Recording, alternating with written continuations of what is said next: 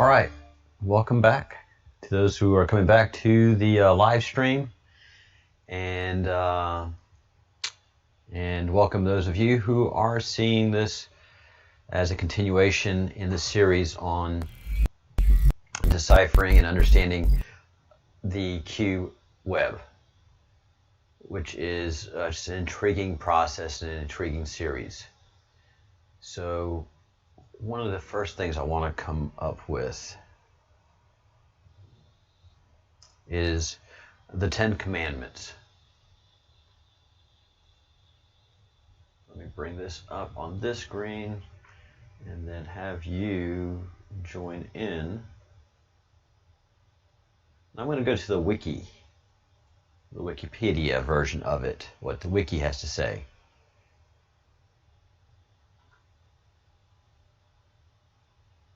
So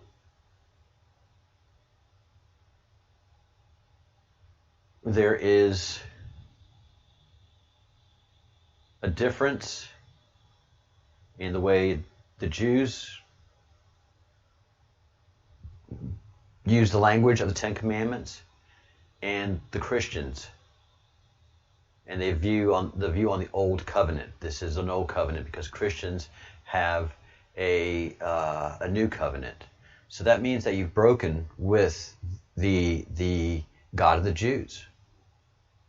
That fundamentally, philosophically, theologically says that you have broken off from the God of the Jews to now pursue this new covenant with this Jesus which is presented to you.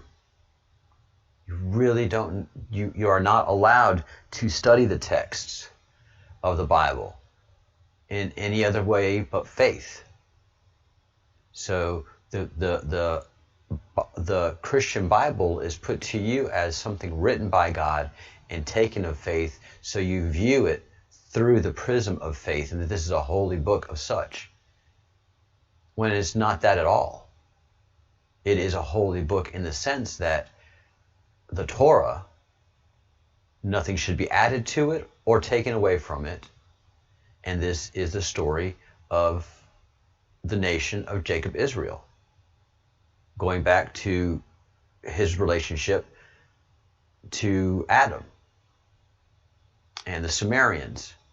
And then the story begins with Joseph Israel, Jacob Israel's grandson, Joseph of the Technicolor coat fame.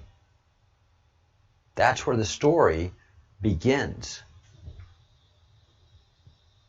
And so the Torah is the story of the family of Jacob Israel that settled in the land of Egypt, multiplied, and then was finally put into slavery, and God heard the cries of one of the descendants of Abraham and brought those descendants out of Egypt and made a covenant with them.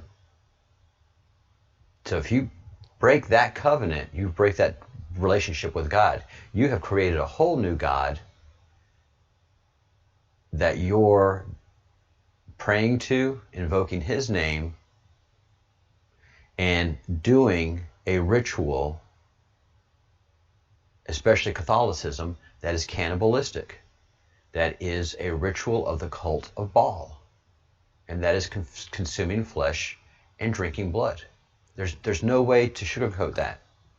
There's no way to make yourself feel good about that. You can philosophically interpret it any way you want to, but it's not a Jewish function. It's not anything to do with Judaism.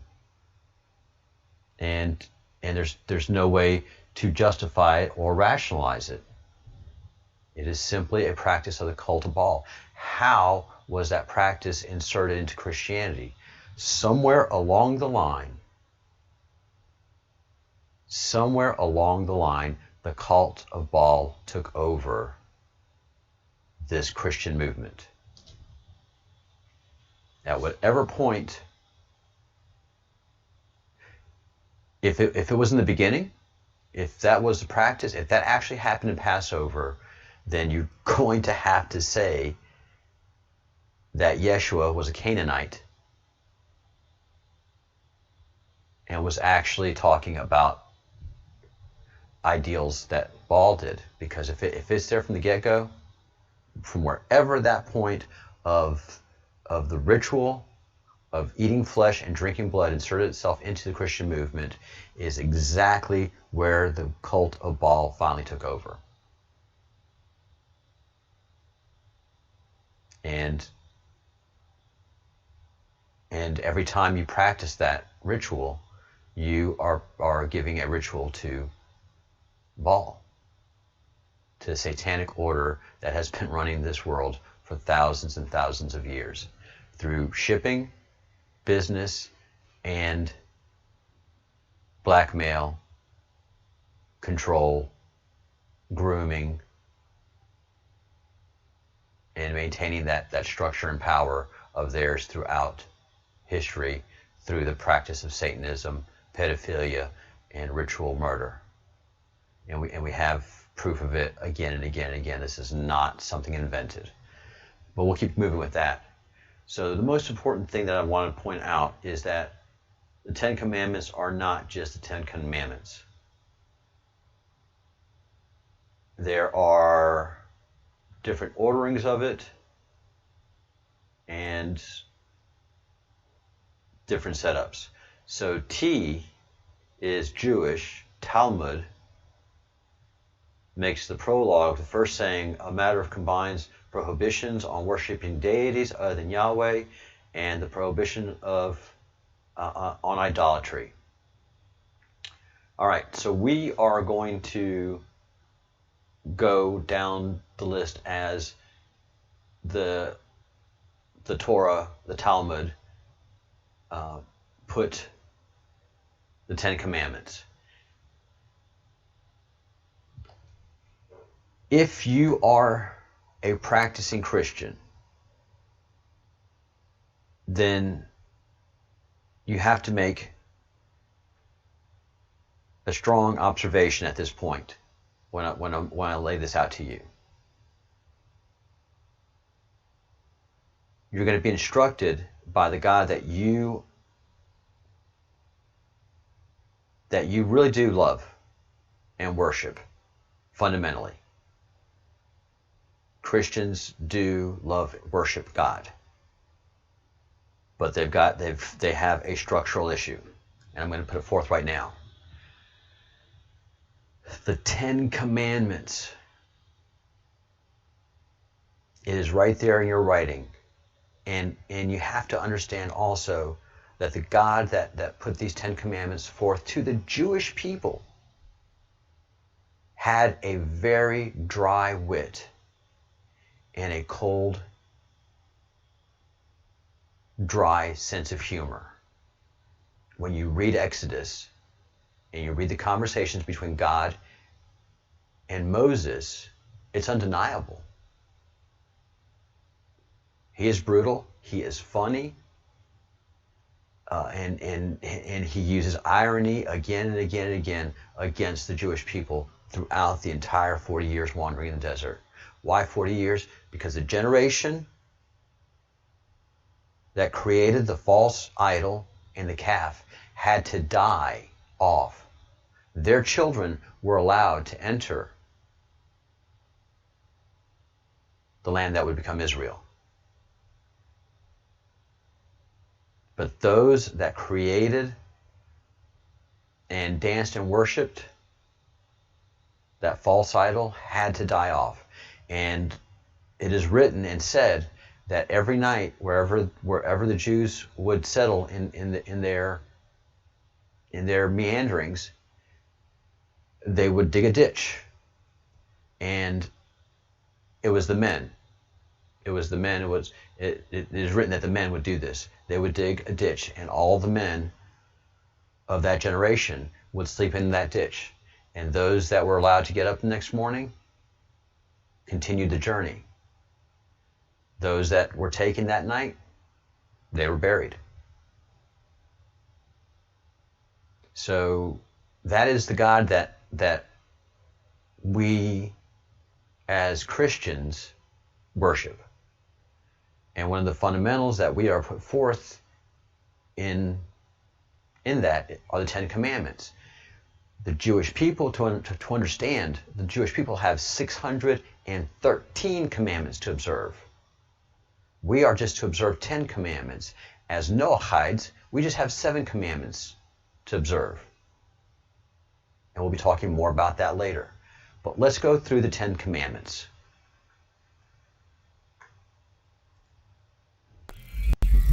All right. So here are the 10 commandments. Again, I didn't show you a minute ago because I didn't do the screen transition because I'm a horrible live streamer sometimes when I get really wrapped up in what I'm talking about. So I am on the Wikipedia's 10 Commandments, and we notice there's Jewish, Christian, Islam, main points of difference.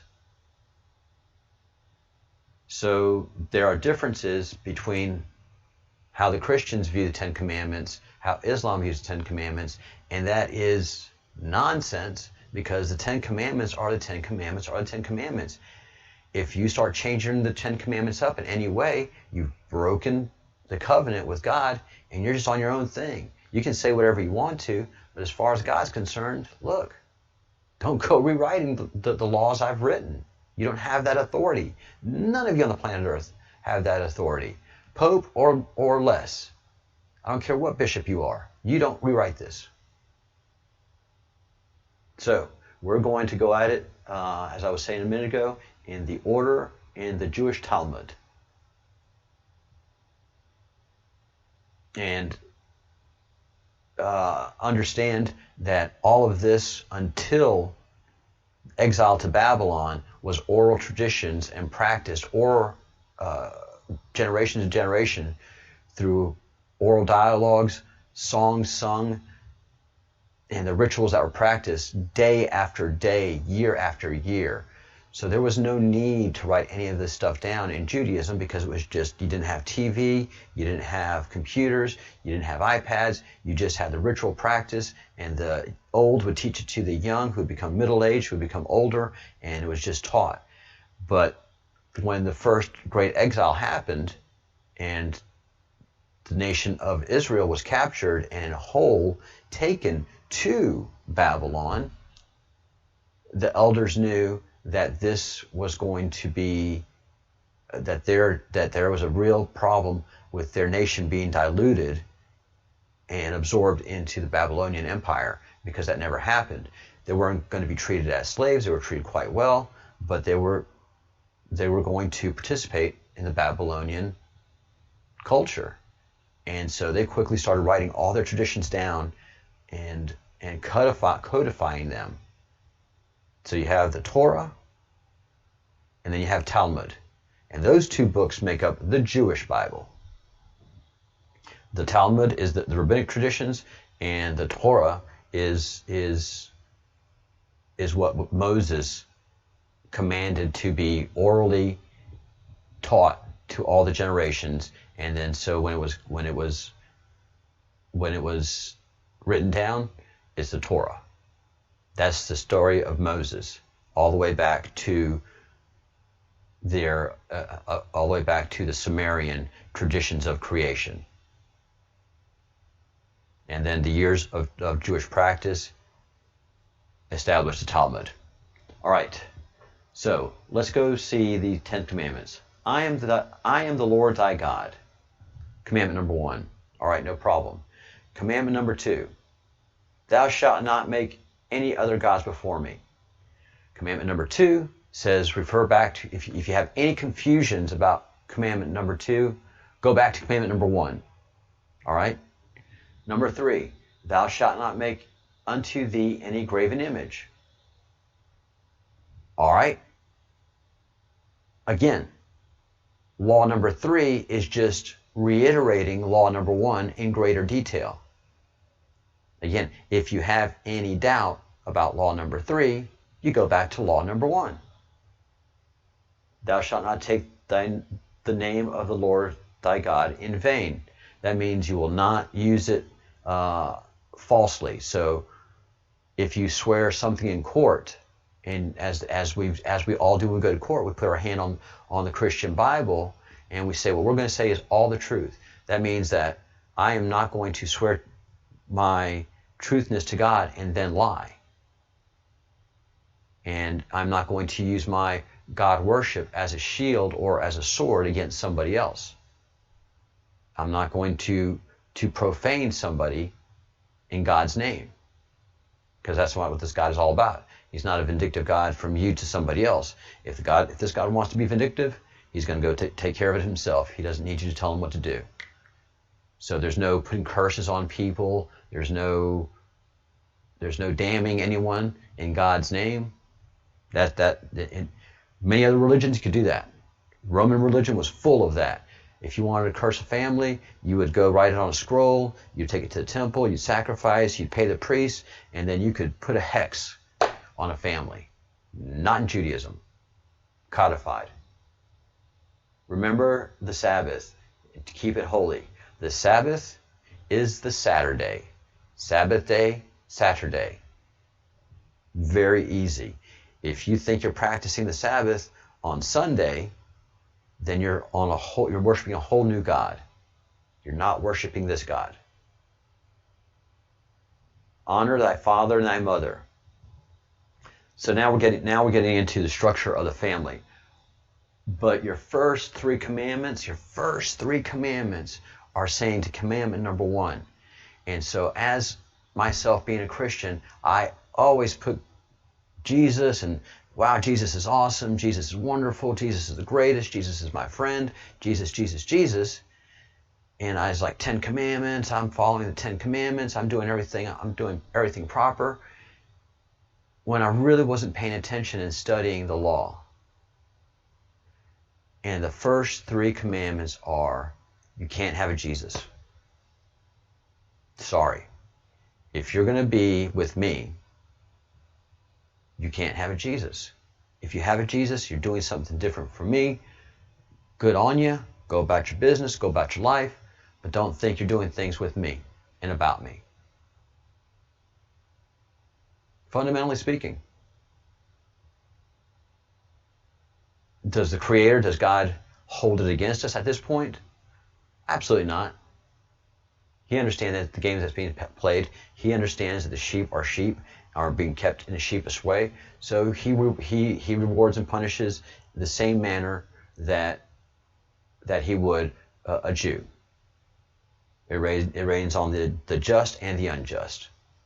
Life is life. Life isn't any easier if you're a Jew. Life, as a matter of fact, is a lot harder if you're a Jew. Is God going to hold it against us that we're practicing a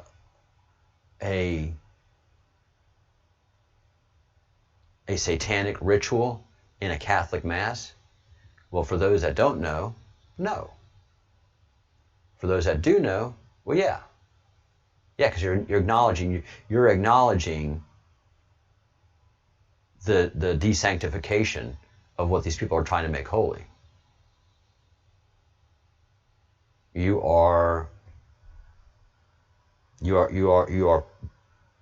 participating in that process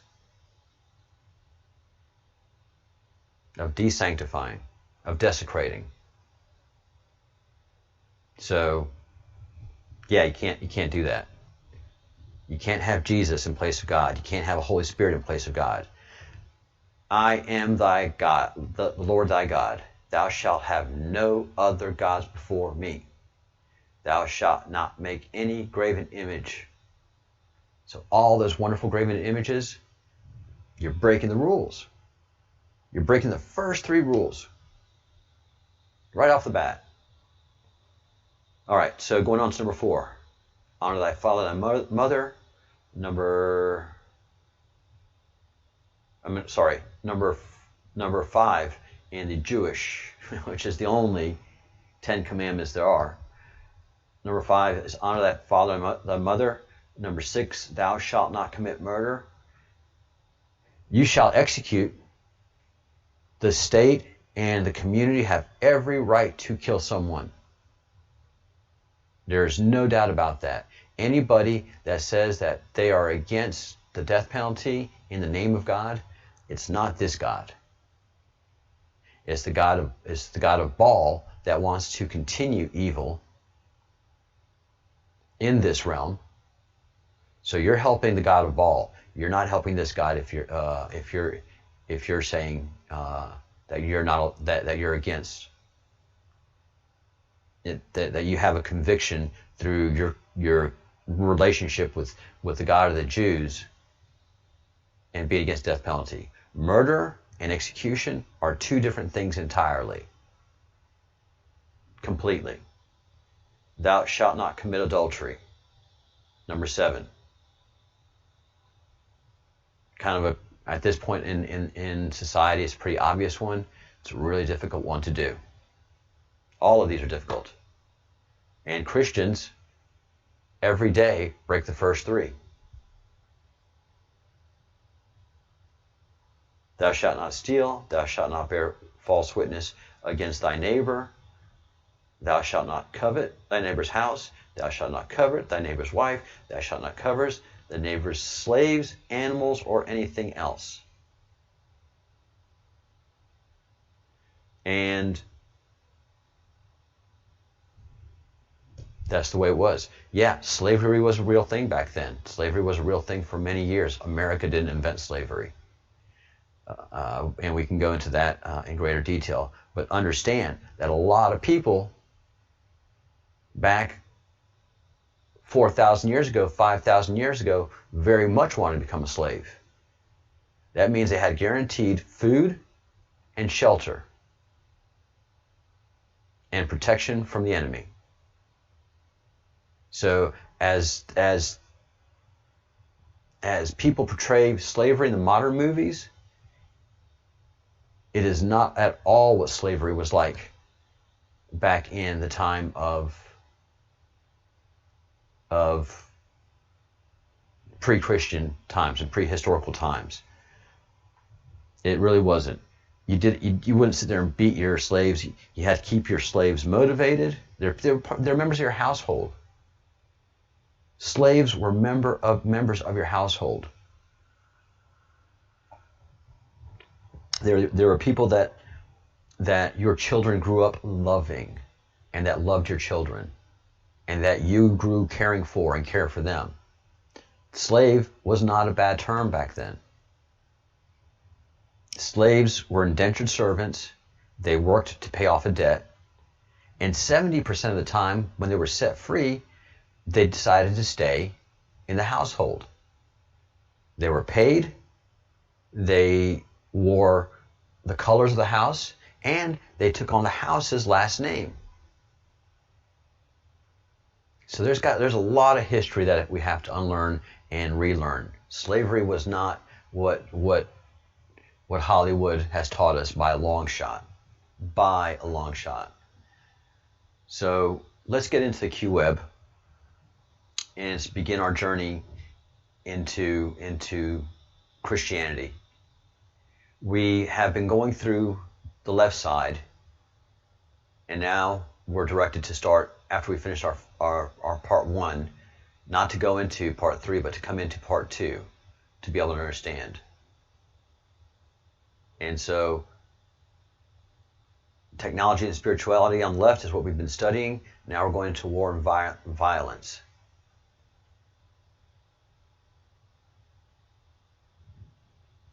And here we are.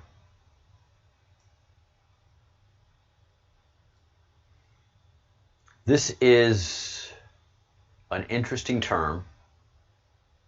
It is a Masonic term, order out of chaos, and oddly enough, it is a Satanistic term as well.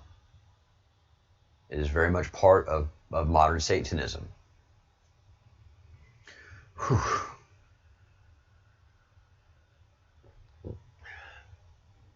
Thank you, Q, for bringing this to us. And I say this with all reverence. The people that put this together are amazing. I'm just going to leave it at that.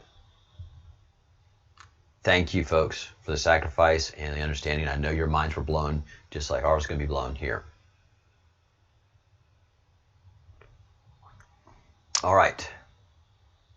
A lot of this begins in modern history in around 1000. But understand that for the history of the Vatican and the history of Christianity, Satanists and the cult of Baal were in charge.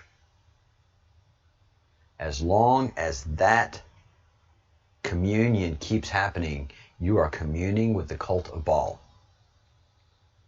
But for us to understand how it applies to us, we're going to come into the Templars. And the Templars started from a French noble family that when the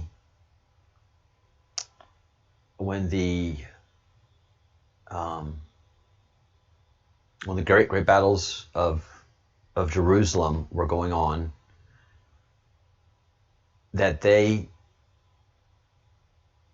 saw an opportunity, this family, to go look for the Ark of the Covenant that they thought would be buried under the Temple Mount. So the Temple Mount is old. Is old. And so when the Crusades were happening, this family from France, from a certain region of France, got some knights together. They pledged allegiance to each other, and they were able to convince the Muslim leader at the time that had conquered Jerusalem to let them, and there had to be some nice heap of money, bribe or something like that, to set up their order on the Temple Mount. And they went to digging, and they were there for many years and dug all throughout the Temple Mount. They did not find the Holy of Holies. They did not find the Ark of the Covenant. But they came back to France and established the Catholic order of the Knights Templar. And then they suddenly, surprisingly, they got a papal bull. And the papal bull said that you are an official order of the Catholic Church. And the Templars become, over time, a satanic order, not the regular knights that were doing what they felt was noble good, and they were, and they established banking, which was helping a lot of Christians not get robbed and not get attacked in their pilgrimages and moving throughout the what was becoming the Christian world, Christianized world. But their leadership was absolutely corrupt and worshiping Baal. And the King of France at the time, when the Templars were destroyed on Friday the 13th, which is that they were all captured, all the ones in France, and around the known world that was sympathetic to France. If they didn't capture them those days, in time they would.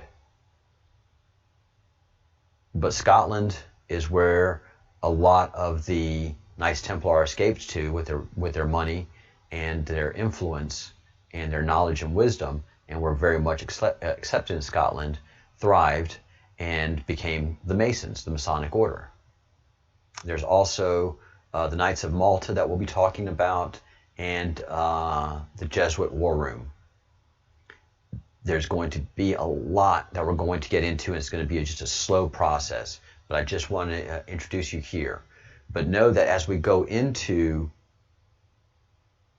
the Vatican and the religious side, that over here we can see that Rome and the Vatican was already very, very corrupt, coming out of the Council of Nicaea, where Catholicism was invented and the Vatican was established. And this was the way that the Satanists and the practitioners of Baal, I don't know for certain if Constantine and his mother were Satanists and were pedophiles and consumed the flesh of children. And one of the reasons that pedophiles consume the flesh of children is they're consuming their spirit, they're consuming their soul. It's just dark and deep what these people do. But we know that everything was codified, and by then the process of eating flesh and drinking blood was codified. But we have understanding that it was practiced 100 years after the death of Christ. That the Roman community felt that Christians were cannibals. That is written. And the Christian would say, no, you misunderstand that practice. That practice is not cannibal. We eat bread and we drink wine, representation of the great Christ, and we are bringing its spirit into ours so that we can be more like him. That's a cannibal practice. But they become so deceitful, and they're able to deceive and hide in plain sight that they're able to get away with it. So that's where we are. That's where we're entering this chaos, and we're making order of it. But it's not going to be a very pleasant journey. Know that at this point, Catholicism and Christianity is corrupt and being run at the highest levels by Satanists. And probably that's how I would suspect that the noble order of the Knights Templar was eventually taken over by the Satanists, because that's what they do. Wherever they see opportunity, wherever they see threat, they quietly take it over by bureaucracy. By first corruption and then bureaucracy. They put a layer of thick bureaucracy, laws and rules, so that you never get to see them pulling the puppet strings. But they are, because the strings of the puppets they pull are the leaders of these bureaucracies, and these leaders are either corrupt, blackmailable, malleable, or practitioners at some level of pedophilia and Satanism. At some level. Because what they do is they make it exclusive. They make that Baal church worship so exclusive that the ones that are just basically pedophiles get enthusiastic and will do what it takes to a child to enter into that exclusive community. There's drugs, there's alcohol, there's orgies, there's hot chicks, there's hot dudes, there's hot gay dudes, and they're all just, and it's just an absolute pleasure, fantasy, pleasure fest, and it's all for them to corrupt you and to keep the world in order and keep that corruption going. So tomorrow we start with the Templars deeply, and then we're going to discuss the Villa Farnes and the Jesuit War Room, and we're going to go through this a lot slower than we did the technology and spirituality area, because although it is so very important to us, it is fundamentally this blue area that really affects us in the modern age, and we have sources to go to and to get bigger and better understanding. All right, any questions before I sign off? Coffee in this, and good water in the Q mug. Thank you for the gift again. You can get your Q mug at thegreatawakening.co, where you can also get copies of the black and white Great Awakening map, which led me into the Q. All right, folks, no questions? If you do have questions and you can't reach me in the chat, send me an email at info@thebreadcrumbs project, and I'll be happy to answer your questions. Tomorrow at 5 o'clock Eastern and I'm in Spain, that's why the time shift is so brutal for you Americans that are watching. We start into our deep dive into the Vatican. And the Vatican is here in the central of what we're studying in the blue, but we start over here. But know that the Vatican has been corrupted here with Lucifer, Satanism, and Baal, and having to do with human sacrifice and adrenochrome. Christianity stopped short of that. Christianity stops short of that, but it is so close to it. But then we know the Pope's activities can be questionable, and we also understand the papal bloodline. So we'll get into all of that into greater detail. It's going to be depressing, but it's the reality. We have to re-educate ourselves. All right. Thank you, Q, for pulling all of this together and declassifying it. Thank you, Mr. President, for declassifying it and allowing this to enter the mainstream of the world, and so that we can become understanding of what it means. All right. Thank you, everybody, for watching, and I will see you at 1 o'clock Eastern as we analyze more Q drops, go through the news, and anything else that I can think of.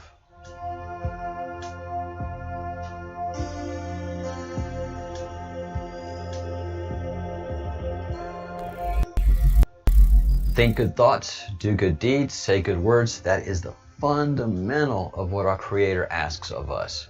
You have no other greater responsibility to humanity to do those things, and that's all that's really expected.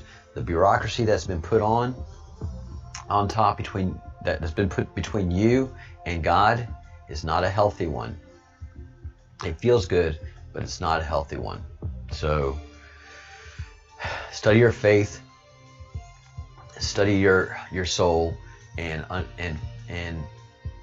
think you'll feel better once you remove any barriers between you and the Creator. All right. Thank you so much for watching, and I will see you at 1 p.m. Eastern.